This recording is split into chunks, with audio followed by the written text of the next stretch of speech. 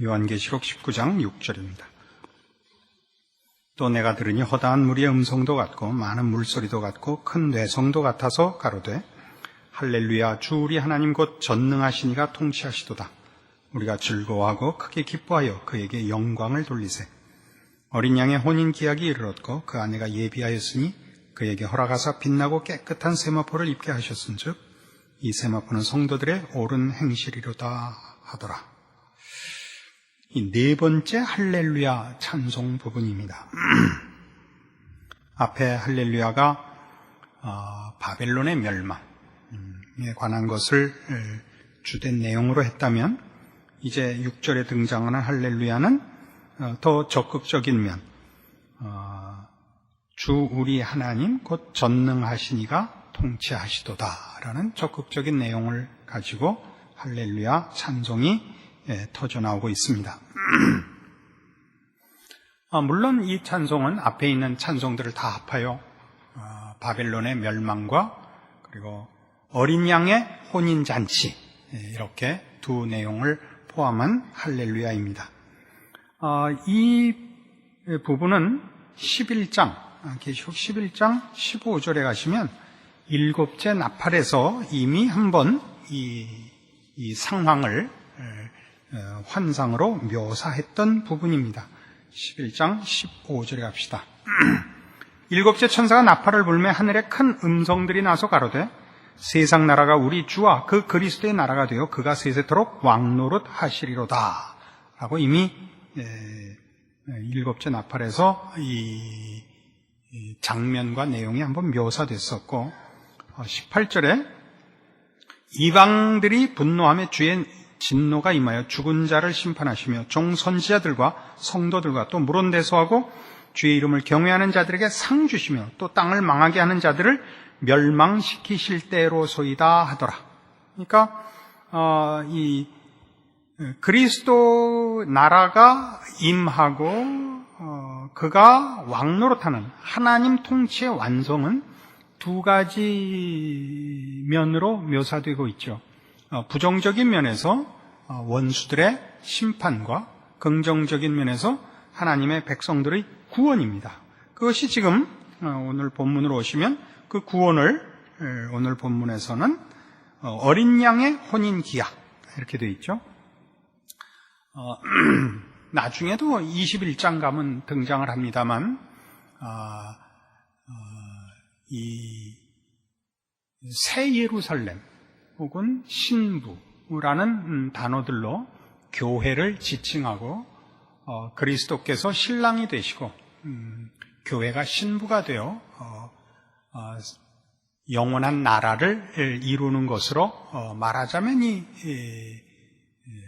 종말을 묘사하고 있고 새 나라를 열고 있습니다. 이런 표현들은 여기서 갑자기 등장하는 것이 아니고 호세아 2장 가시면 구약성경 1259페이지 호세아 2장 19절에 이런 묘사가 이미 구약에서부터 있어 왔던 것을 볼 수 있습니다. 1259페이지 호세아 2장 19절입니다. 내가 네게 장가들어 영원히 살되 의와 공변됨과 은총과 긍휼이 여김으로 네게 장가들며 진실함으로 네게 장가들리니 네가 여호와를 알리라. 이렇게 구약에서부터 하나님께서 그의 백성들을 다만 그의 종이나 신하나 혜택을 받는 무슨 격이 떨어지는 수준 이하의 그 존재들로 보지 않고 자녀라 또는 지금 이 식으로 아내라 하는 굉장히 우리가 상상할 수 없는 고급한 그 대접을 하나님께서 그 구원하시는 백성들에게 약속하고 계시는 것을 봅니다. 이러한 그 표현과 약속들을 근거로 하여 지금 이런 말씀들이 나올 수 있고 그 약속의 성취를 말하자면 사도 요한이 이 환상 속에서 보고 있는 장면이 오늘 지금 본 이 네 번째 할렐루야입니다. 그런데 이 부분을 조금 다시 본문에 오셔서 보시면 이 어린 양의 혼인 기약, 그것은 예수 그리스도께서 다시 오시며 그 아내가 예비된 것입니다. 신랑 신부가 있어야 되죠. 이제 교회가 준비되는데 8절 묘사를 보시면은 본문에 그에게 허락하사 빛나고 깨끗한 세마포를 입게 하셨은즉 이 세마포는 성도들의 옳은 행실이로다, 이렇게 나옵니다. 이 어린 양의 혼인 기약은 말하자면 하나님 통치의 완성이며 적극적 차원에서 교회의 승리인데, 그 교회의 승리는 여기 보는 바와 같은 그 아내가 완벽하게 준비되는 것입니다. 그 준비되는 것을 성도들의 옳은 행실이라, 이렇게 8절에 얘기하고 있습니다. 그런데 이 옳은 행실은 오해 소지가 있는 그 내용입니다. 오해 소지가 있다는 것은 그 해석상 그냥 읽으면 우리 계시록에 여러 번 강조된 바와 같이 내가 죽도록 충성하라, 그리하면 생명의 면류관을 내게 주리라 라는 표현과 그런 식의 권면들 때문에 이런 옳은 행실이 책임져야 하는 것으로 전체적인 이해를 하게 되면 성경 전체가 얘기하는 신앙과 조화가 되지를 않습니다. 우선 이렇게 하죠. 예수님 다시 오실 때 그 앞에 복되고 칭찬받는 자리에 서는 이 교회의 그 위치가 우리 각 개인으로 따져볼 때 말하자면 예수 그리스도를 믿음으로 말미암은 은혜를 기준하여 그 이유는 각 성도들이 자신의 신앙을 책임져 죽도록 충성하여 서서 얻는 자리냐 하는 것입니다. 삥삥 돌려서 얘기해서 죄송합니다. 지지난주 설교 때 제가 그렇게 얘기를 했나요?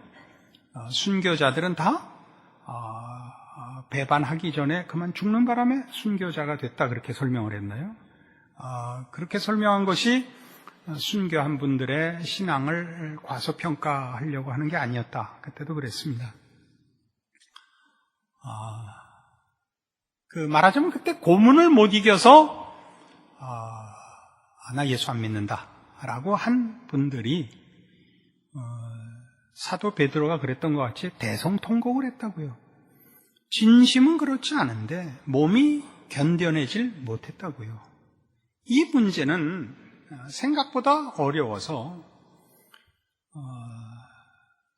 어떤 이들은 믿음을 믿는 대로 다 지키는 사람들이 없지 않습니다. 쉽게 믿음을 지키고 승리하고 또 크게 훌륭하게 그 신앙생활을 하는 사람들이 있는 것을 우리가 역사 속에서 압니다. 그러나 대부분은 신앙생활이라는 것을 전전긍긍하면서 지키는 것이 실상입니다. 우리는 모두 우리가 기대하고 우리가 알고 있는 만큼의 신앙적인 승리나 실천을 못하고 있을 것입니다. 표정들을 딱 무겁게 잡고 있으니까 확신 있게 내가 말을 못했는데 나만 그런 것 같아서 우리는 그렇게 신앙을 말같이 지키지 못합니다. 그런 측면에서 보자면 우리가 너 위하여 예수 그리스도를 보내시고 십자가에 죽으사 내 죄를 대속했는데 너 그 다음에 신앙생활 이따위로 하겠냐라고 콱 찌르는 것은 구원과 성경의 설명들에 대하여 아직 다 알지 못하는 것으로 저는 여겨집니다. 어려운 얘기를 하는 중입니다. 지금 이 본문만 해도 혼인 기약이 이르러 예수님 다시 오사 교회를 그의 아내로, 신부로 부르실 때 신부가 무엇을 준비하고 있어야 되느냐? 믿음의 승리를 준비하고 있어야 된다. 물론 그런 말씀입니다. 그러나 이 표현은 여기에 8절 가서 보십시다. 그에게 허락하사 빛나고 깨끗한 세마포를 입게 한 자들입니다. 그러니까 저들의 옳은 행실은 저들이 책임져야 할 신앙을 완성하고 다 지켜냈다는 차원에서 옳은 행실이면서도 이 옳은 행실은 말하자면 우리 하나님께서 예수 그리스도로 말미암아 그의 백성으로 부른 자들에게 허락한 은혜를 근거로 하고 그 은혜의 영원성에 의하여 결과된 옳은 행실인 것입니다. 이런 표현은 결단코 우리 기독교 신앙에 있어서 신자의 신앙적인 책임을 과소평가하거나 은혜라는 이름으로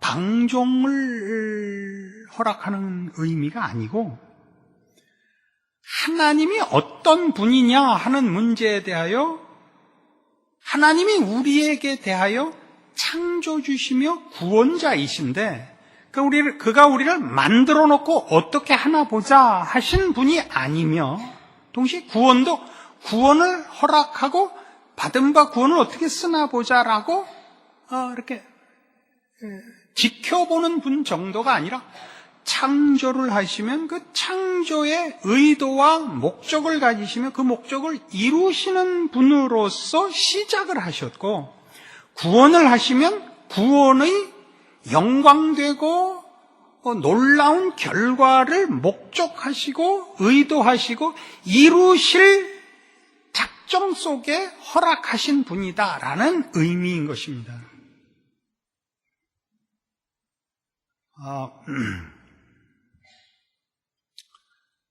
우리는 예수를 믿는다라는 표현이 말하자면 우리가 다 죄인이라는 것과 그 죄인이라는 의미가 우리를 지으시고 유일하신 하나님 앞에서의 자기 위치, 하나님과의 관계와 하나님 앞에서의 자기 위치를 확인하는 차원에서 예수를 믿습니다라는 말을 하는 것이지, 예수를 믿는 것이 한 번의 기회고 허락된 어떤 근거로서만 고백이고 그 다음은 내 책임으로 남는 식으로 예수를 믿습니다라고 얘기를 하면 안 됩니다. 예수를 믿습니다라는 표현은 하나님이 나를 지으셨고 나를 사랑하사 내 운명과 목적에 대하여 신적 개입을 하시되 그 개입은 나의 못난 것과 마치 우리 대신 예수님이 죽을 수밖에 없었던 상황에도 그 아들을 보내신 것 같이 그 은혜를 입은 자가 그 베푸신 은혜를 실패케 하거나 좌절케 하는 일이 일어날 수 없는 은혜의 개입을 했다는 차원에서 예수를 믿습니다라고 고백을 해야 되는 것입니다. 알 것도 같고 모를 것도 같지. 이 부분은 굉장히 어려운 거라서 우리 보통 자연인의 생각에는 원인과 결과가 있고 이유가 있고 책임이 있는 쪽이 훨씬 이해가 쉽습니다. 하나님께서 범죄한 너희에게 말하자면 제2의 기회를 줬다. 이제부터 너희가 하나님을 알고 하나님의 은혜를 입어 구원을 얻었으니 이제부터 너희 인생을 신자답게 살아라. 물론 이 얘기는 맞는 얘기입니다만은 하나님이 구렁텅이에서 한번 꺼내주고 그 다음은 이제 여기까지는 내가 했으니까 여기서부터는 내 일이다 라고 이렇게 분리하는 식으로, 또는 그의 하나님의 창조나 구원을 어떤 돌발 사태에 대한 비상한 개입 정도로만 생각하시지 말아달라는 것이죠. 왜 이런 얘기를 해야 되냐면 기독교라는 것, 말하자면 우리가 아는 하나님, 우리를 지으신 하나님, 창조주여 섭리자의 심판자이신 하나님은 그 하나님의 하나님 되심으로 우리의 항복을 받아내며 우리의 구원을 이루시며 우리의 찬송을 받아내시는 그런 분이신 것입니다.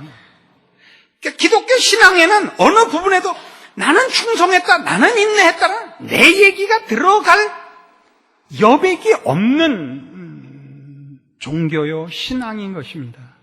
이러한 하나님, 그것이 우리를 하나님에 대해 경외심을 가지게 하며 놀라게 하며 찬송을 할 수밖에 없게 하며 나의 나된 어떤 것도 자랑으로도 갈 수도 없고 절망으로도 갈 수 없게 만드는 것이 기독교에서의 핵심이며 언제나 초점입니다. 이게 놓쳐지곤 합니다.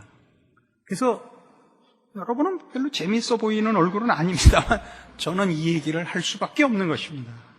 하나님에 대해서 놀라는 것입니다. 하나님에 대해서. 사도 바울이 고린도서를 쓰면서 그런 얘기를 했죠. 형제들아 너희를 부르심을 보라. 너희 중에 잘난 놈이 누가 있냐? 이렇게 썼어요. 너희 중에 똑똑한 사람이 있더냐? 너희 중에 무슨 능력이 있는 사람이 있더냐? 왜 그렇게 했다고요? 모든 것이 하나님께 있으니까 이 문제는 본인이 똑똑하고 본인이 능력이 있으면 그것만큼 하나님을 배제하니까 자꾸 그 얘기를 이제 끝으로 올 거예요. 보세요. 지금 이 문제는 전부 뭐냐면 할렐루야 찬송이거든요. 종합적인 할렐루야 찬송이. 6절에 다시 보세요. 또 내가 들으니 허다한 무리의 음성도 같고 많은 물소리도 같고 큰 외성도 같아서, 그러니까 온 피조물이 다 하나님 앞에 찬송을 하죠. 뭐라고 찬송해요? 할렐루야 주 우리 하나님 곧 전능하신 이가 통치하시도다 이거예요. 뭘 말하는 거예요? 하나님의 의로운 통치, 하나님의 통치의 완성을 보는 거죠. 뭘 봐요? 하나님을 대적한 자들의 심판과 하나님의 목적한 자들의 구원을 보는 거죠. 지금 하나님의 통치라는 내용 속에 두 개가 있죠. 그러면 하나님의 통치의 이 적극적인 부분, 하나님이 목적하시고 사랑하시고 구원하시는 그 대상들의 완성이 말하자면 하나님 통치의 완성이라는 거죠. 하나님이 심판의 칼을 들고 기한을 두고 어떻게 하나 보자 라고 했으면 이 마지막 저거는 말하자면 상 주고 벌 주고 하는 것으로 나와야 되죠. 그렇지 않고 뭘로 다 감싸버렸냐면 전능하신 이가 통치하시도다로 찬송이 모든 걸 이렇게 감싸버렸죠. 하나님을 배반하고 반대하는 자들을 결국 심판하시는 것 같이 하나님의 목적하시고 원하셨던 자들에게 결국에 승리를 주셨다라는 하나님 통치가 모든 것을 감쌀 수밖에 없다니까요. 거기에 나는 충성했다, 나는 불충성했다라는 것은 여기에는 지금 등장할 필요가 없단 말이죠. 그런데 그 부분이 뭐냐 하면 하나님의 자녀들, 하나님이 목적한 구원 얻은 백성들의 완성이 여기 보는 바와 같이 빛나고 깨끗한 세마포를 입게 하사 성도들로 하여금 옳은 행실로 결실한 거죠. 이 세마포라는 거는 여기 표현한 대로 빛나고 깨끗한 세마포라 해서 말하자면 그 영광스러움과 그 성결함을 지금 묘사하고 있습니다. 이걸 성도들에게 하나님이 이루셨다는 거죠. 하나님이 목적하신 구원받을 그의 백성들과 자녀들에게 빛나고 깨끗한 세마포를 입혔다니까요. 그것이 저들의 행실이 되도록 입혔어요. 그렇게 목적하신 것을 이루어내셨다고요.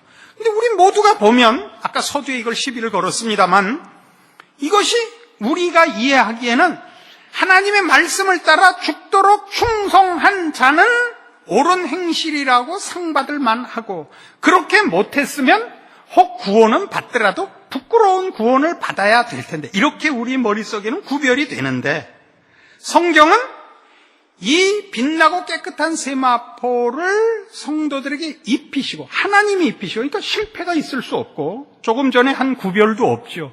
그리고 그거를 우리의 옳은 행실이라 그런단 말이에요. 이 부분에 관하여 집중적으로 이해를 해보자고요. 뭐가 옳은 행실이 되느냐? 신앙적 행실이라는 게 뭐냐? 로마서 5장에 가시면요, 이 수요일 날 느닷없는 이런 굉장한 설교를 듣는 때도 있는 겁니다.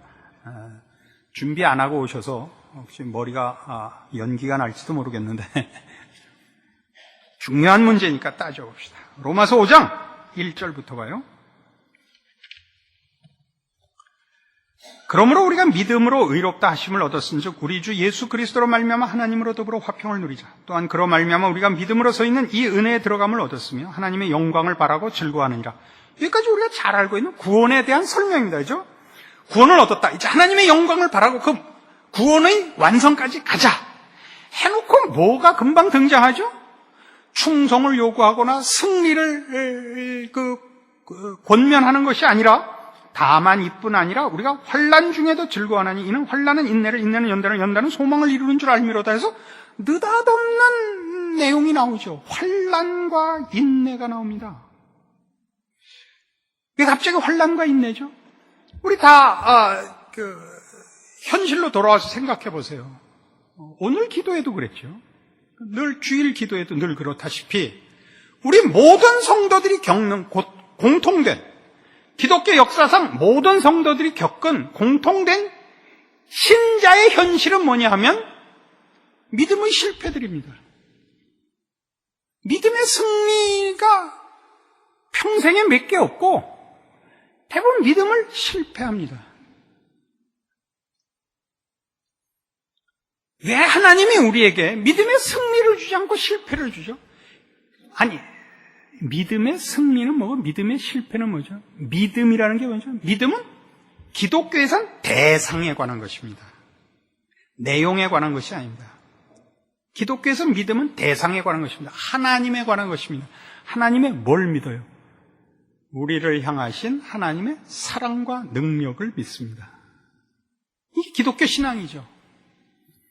그래서 우리가 내가 가진 기준에서 신앙적인 실패를 했을 때 하나님께 돌아와 몸부림치고 우는 것은 좋은 믿음입니다.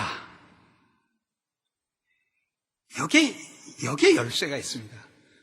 성공을 하면 돌아와서 감사하지 않습니다. 하나님을 찾지 않습니다. 어줍지 않은 신앙의 승리를 해버리면 잘난 척 하느라고 하나님 찾아오질 않습니다. 그래서 하나님께서 구원받은 그의 백성들에게 놓은 현실적인 신앙의 완성을 향한 과정은 다 실패들입니다.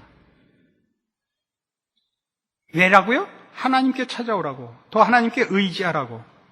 그렇지만 우리가 생각할 때 그건 너무 뭐라 그럽니까? 너무 심하지 않습니까? 승리와 감격 속에 오게 할 수 있지 않습니까? 라고 생각하시겠죠. 여기는 커다란 이유가 있습니다. 신자의 완성은 결국 아까 세마포 옷으로 입힌 묘사에서도 나왔다시피 하나님께서 주시는 것, 신적인 것, 훨씬 더 본질적으로 하나님 자신이 우리의 모든 것이 되는 것입니다. 그러니까 우리가 하나님께 찾아오는 것은 하나님을 자꾸 찾고 우리의 실패로 인하여 내가 나를 버리고 내 실력, 내 의지, 내가 할 수 있는 것을 버리고 하나님을 자꾸 초청하는 것. 하나님이 내 어떤 기능들과 격과 성품과 존재 전체 하나님이 자꾸 들어오시는 것을 신앙의 완성으로 성경이 요구하기 때문에 실패의 현실을 준비해 놓고 있는 것입니다. 성공한 자들은 이렇게 얘기하죠. 나는 되던데 왜 안 돼? 해봐. 그래요. 그건 쉬운 성공은 있지만 성경이 의도하는 진짜 깊은 성공은 아닙니다. 진짜 깊은 성공은 뭐냐면 내가 난지 하나님이 내 안에 들어오셔서 다 하시는지 모르는 경지에 가는 것입니다. 거긴 자랑도 없고 그래서 겸손밖에 없으며, 그래서 이런 이유 때문에 신앙의 가장 중요한 덕목을 순종과 인내라 그러는 것입니다. 순종이란 뭐죠? 시키는 것을 하라는 것은 하나님의 것으로 내용을 삼으라는 것이요. 인내란 뭐냐면 여러분 자신을 스스로 평가하여 절망하거나 포기하지 말라는 것입니다. 그런 이유들이 있습니다. 그래서 하나님의 통치의 완성은, 이 할렐루야 대합창의 찬송을 받으시는 하나님의 통치는 하나님께서 그 구원하시는 백성들의 구원의 시작이시요 완성이시요 약속하신 자요 약속을 이루신 이로써 찬송을 받아내시며, 그가 이 모든 우리에게 허락된 것들의 이유시며 원인이시며 책임자이시며 그렇게 허락하신 우리의 아버지신 것을 찬송으로 고백하는 것입니다. 이것은 말하자면 하나님이 이런 일에 책임이라고 표현하는 것은 오해 소지가 있지만 더 적절한 표현이 없어요. 하나님만이 이 일의 주권자이시오 시작이고 완성자이신 것은 이 바벨론 심판과 이것이 맞물려서 말하자면 이 심판이 하나님이 그의 백성들을 변호하는 것으로 지금 나타나는 것입니다. 그러니까 저쪽이 잘못했고 이쪽이 잘했다라고 얘기하시는 거거든요. 우리는 아직도 완성되지 못했다라는 양심의 고발과 사단의 고소를 늘 당합니다. 스스로도 나는 신자답게 못 살았다, 이런저런 것에서 실패했다, 스스로의 양심이, 말씀이 우리를 고소합니다. 그럼에도 불구하고 하나님 우리를 심판하는 것이 아니라 저쪽을 하셔서 우리를 변호하는 것을 이 할렐루야 합창의 내용 속에 다 담고 있는 겁니다. 뭐라는 단어로? 할렐루야 전능하시니가 통치하시도다. 여기에 종말이 있습니다. 그러니까 이 종말은 잘하면 상 받고 못하면 벌 받는 식으로 신자에겐 이해될 것이 아니고, 신자들에게는 이 한심한, 이 아직도 갈 길이 먼 내가 결국 완성의 자리에 설 것이라는 기대와 믿음과 소망을 가지고 내다보는, 주여 오시옵소서로 되어 있지만 우리 다 붙이죠. 주여 어서 오시옵소서라고 표현하고 싶은 종말이어야 신자들의 참다운 신앙의 표현인 것입니다. 우리가 그렇게 하지 못하는 것은 지금 오시면 큰일인데 라는 생각이 들어서죠. 그죠? 그건 여러분이 여러분 홀로 책임지고 있기 때문입니다. 그렇지 않다는 얘기를 하는 것이 바로 오늘의 본문이요, 이 모든 피조물들이 들고 일어나 할렐루야 합창을 하는 이유인 것입니다. 그것을 왜 기록해 놨겠어요? 우리 모두를 위하여 하나님께서 그의 뜻대로 부른 자들에게는 모든 것이 합력하여 선을 이루며 하나님이 편든 자들을 누가 어찌할 수 없다는 것을 결론의 장면에 가서 사도 요한이 보고 온 것을 우리에게 증언하여 어떻게 하라고? 우리가 누구인지, 우리에게 허락된 것이 얼마나 굉장한 것인지를 아는 것으로 여러분의 신자된 현실과 책임과 싸움들에서 승리하시라고. 구원받는 조건으로서도 아니요,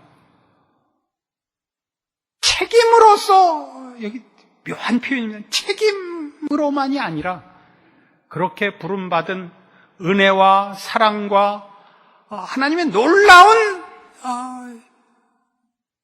손길에 붙잡힌 바 된 존재인 것을 아는 감격이 여러분의 신자된 힘과 승리로 나타나기를 바라서 성경이 이 말씀 기록하고 있습니다. 기도하십시다. 하나님 아버지, 은혜를 감사합니다. 우리 된 것은 하나님의 은혜며, 우리를 이렇게 구원과 하나님을 아는 지식과 소망과 믿음 가운데 서게 하신 우리 하나님이 우리에게 시작한 모든 일을 이루실 것을 믿습니다. 그러므로 우리는 우리의 믿음의 주인이신 우리 하나님의 사랑과 은혜와 긍휼과 자비와 그 능력의 손길 아래에 있는 인생인 것을 기억하고 믿음의 충성을 약속합니다. 그것은 우리의 감사며 우리의 간증이며 감격이며 주를 향한 고백입니다. 우리의 고백을 받으사 우리의 신앙과 우리의 인생과 우리의 존재와 우리의 삶 속에서 우리 하나님 영광 받으시옵소서. 예수님 이름으로 기도합니다. 아멘.